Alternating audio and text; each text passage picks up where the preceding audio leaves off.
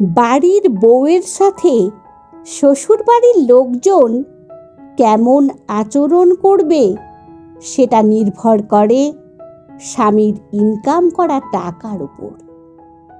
স্বপ্নিলের সাথে যখন আমার বিয়ে হয় তখন স্বপ্নিল একটা প্রাইভেট কোম্পানিতে বড় পদে জব করত। তখন আমাদের নতুন বিয়ে হয়েছিল, সেহেতু স্বপ্নিল প্রতি সপ্তাহে বাড়ি আসত। বৃহস্পতিবার অফিস থেকে সন্ধ্যার দিকে মহাখালী থেকে বাসে উঠত আর রাত 10টা-11টার দিকে ময়মনসিংহ এসে পৌঁছত। একদিন স্বপ্নিলকে আমি মুখ ফুটে বলেছিলাম, তুমি প্রতি সপ্তাহে বাড়ি না এসে আমাকেই তো তোমার কাছে নিয়ে যেতে পারো। আমার কথা শুনে স্বপ্নিল মুচকি হেসে বলেছিল, আমি যে শুধু তোমার জন্য প্রতি সপ্তাহে বাড়ি আসি সেটা তোমায় কে বলল? বাড়িতে বাবা মা আছেন, ভাই বোন আছে, আমি তাদেরকেও তো দেখতে আসি। তোমাকে যদি ঢাকায় নিয়ে যাই তবুও কিন্তু আমি প্রতি সপ্তাহে বাড়ি আসব। স্বপ্নিলের কথা শুনে আমি নিজের কাছে নিজে খুব লজ্জিত হয়েছিলাম, আবার ভয়ও পেয়েছিলাম স্বপ্নিল যদি আমার কথায় ভুল বোঝে। আমি স্বপ্নিলের হাত ধরে বলেছিলাম, তুমি আমার কথায় ভুল বুঝো না, আসলে প্রতি সপ্তাহে তুমি এতটা পথ জার্নি করে আসো তো, তাই আমার খুব চিন্তা হয়, মনে নানা রকম ভয় কাজ করে। স্বপ্নিল তখন শুধু আমার জন্য কোনো কিছু কিনে আনতো না। একদিন কথায় কথায় স্বপ্নিলকে বলেছিলাম আমার জন্য একটা নীল শাড়ি আনতে।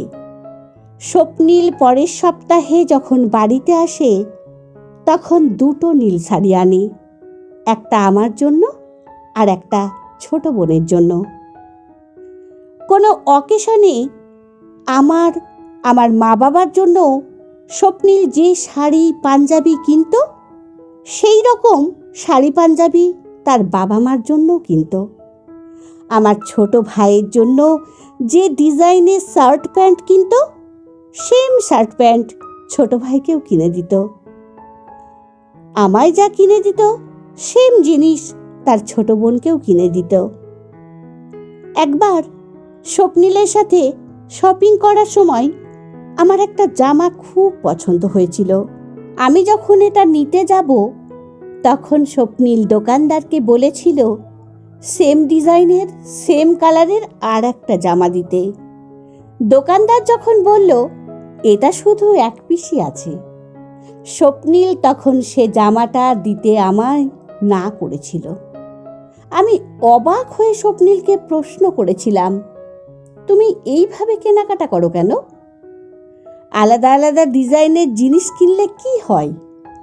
স্বপ্নিল হেসে উত্তর দিয়েছিল, সেম জিনিস কেনাকাটা করি এই জন্য যাতে আমার পরিবারের কোনো সদস্য তোমায় কখনো কথা শোনাতে না পারে। আর যদি আমার বাবা মা ভাই বোনের জন্য একরকম জিনিস কিনি আর তোমার বাবা মা ভাইয়ের জন্য অন্যরকম জিনিস কিনি, তাহলে আমার পরিবারের লোক ভাবতেই পারে তোমার বাবা মাকে দেওয়া জিনিসগুলো দামি আর তাদের দেওয়া জিনিসগুলো কম দামি। স্বপ্নিল একদিকে যেমন ওর বাবা মা ভাই বোনের প্রতি কর্তব্য পালন করত, তেমনি অন্যদিকে আমার প্রতিও খুব দায়িত্বশীল ছিল।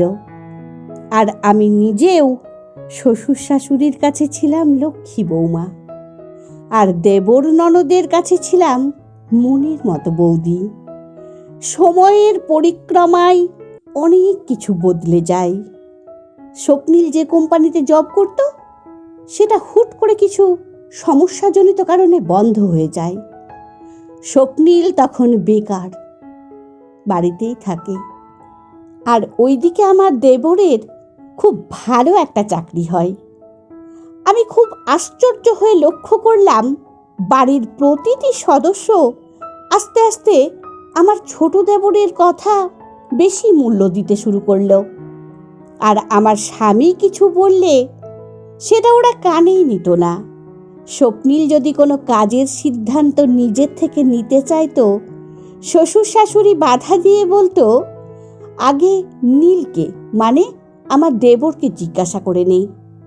ননদের বিয়ে ঠিক হয়েছে, সেটা নিয়ে আমরা সবাই আলোচনায় বসলাম। কত খরচ হতে পারে, ছেলেকে উপহার সামগ্রী কি কি দেবে, ননদের জন্য কেমন ধরনের গহনা বানাবে, সেটা নিয়ে কথা হচ্ছিল। আমার শ্বশুর আমার স্বামীকে বলল, বোন তো শুধু একা নীলের না, এটা তো তোরও বোন হয়, তাই যা খরচ হবে দুই ভাই সমান সমান দিস। আমার স্বামী তখন অসহায়ের মতো বসে মাথা নিচু করে বলল, বাবা, আমার বর্তমান অবস্থাটা তো জানোই, আমি কিভাবে এত টাকা দেব? আমি যতটুকু পারি এখন দিচ্ছি, বাকি টাকাটা নীল ব্যবস্থা করুক, আমি না হয় পরে শোধ করে দেব। আমার দেবর তখন বলল, আমি না হয় সব খরচ দিলাম, কিন্তু বাড়ির সামনে যে 4% জমি দাদার নামে আছে সেটা আমার নামে লিখে দিক। দেবরের কথায় যতখানি না অবাক হয়েছি, তার চেয়ে বেশি অবাক হয়েছি যখন দেখলাম আমার শ্বশুর শাশুড়ি দেবরের কথাতে সম্মতি দিচ্ছে, অথচ সেই দেবরের চাকরির জন্য আমার স্বামী 8 লাখ টাকা দিয়েছিল। নিজের স্বামীর এমন অসহায় মুখটা আমি সহ্য করতে পারছিলাম না। নিজের রুমে ঢুকে আলমারি থেকে সমস্ত গহনা বের করে শ্বশুর শাশুড়ির সামনে রেখে বললাম, এইখানে যত গহনা আছে তা দিয়ে নিশ্চয় অর্ধেক খরচ বহন করা যাবে। তবুও আমি এই জমি আমার স্বামীকে অন্য কারো নামে লিখে দিতে দেব না। আমার কথা শুনে স্বপ্নিল আমার দিকে রাগী চোখে তাকিয়ে বলল, এই গহনা নিয়ে নিজের রুমে যাও। দেবরের দিকে তাকিয়ে বললাম, লজ্জা করে না বড় ভাইয়ের দুর্বলতা নিতে? স্বপ্নিল তখন আমার গালে একটা থাপ্পড় মারে।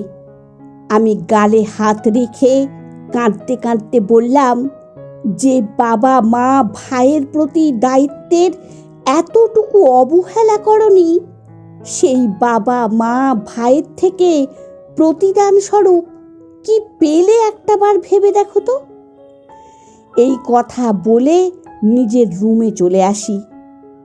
জানালার গ্রিল ধরে যখন বাহিরের দিকে তাকিয়েছিলাম, তখন খেয়াল করি স্বপ্নিল পেছন থেকে আমায় খুব শক্ত করে জড়িয়ে ধরেছে। বুঝতে পারছিলাম স্বপ্নিল কান্নায় ভেঙে পড়ছে, কিন্তু আমি একটিবারও ওর কান্না থামাতে চেষ্টা করিনি।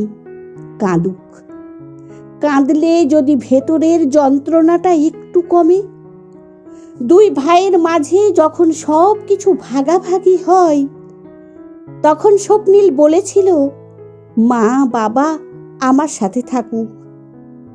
আমার শ্বশুর বলেছিল, না রে, আমরা না হয় নীলের কাছেই থাকি, প্রতি মাসে আমাদের যে ওষুধের খরচ সেটা তুই চালাতে পারবি না, এমনিতেই তোর অবস্থা খারাপ। স্বপ্নিল চোখের জল কোনো রকমভাবে আটকে রেখে আমার শাশুড়ির দিকে তাকিয়ে বলেছিল, মা, আমার স্ত্রী প্রেগনেন্ট, তুমি না হয় অন্তত আমাদের সাথে থাকো।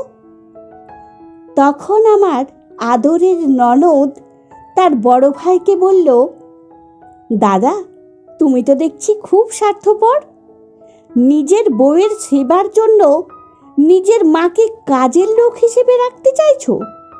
আদরের ছোট বোনের মুখ থেকে এই কথা শোনার পর স্বপ্নিল চুপ হয়ে গিয়েছিল, আর অন্যদিকে তাকিয়ে চোখের জল ফেলছিলাম আমি।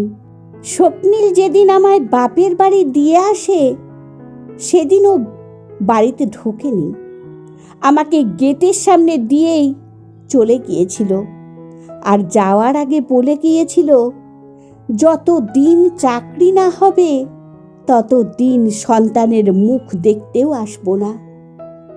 স্বপ্নিল চলে যাবার পর এমন কোনো রাত নেই যে আমার চোখের জলে বালিশ ভেজেনি।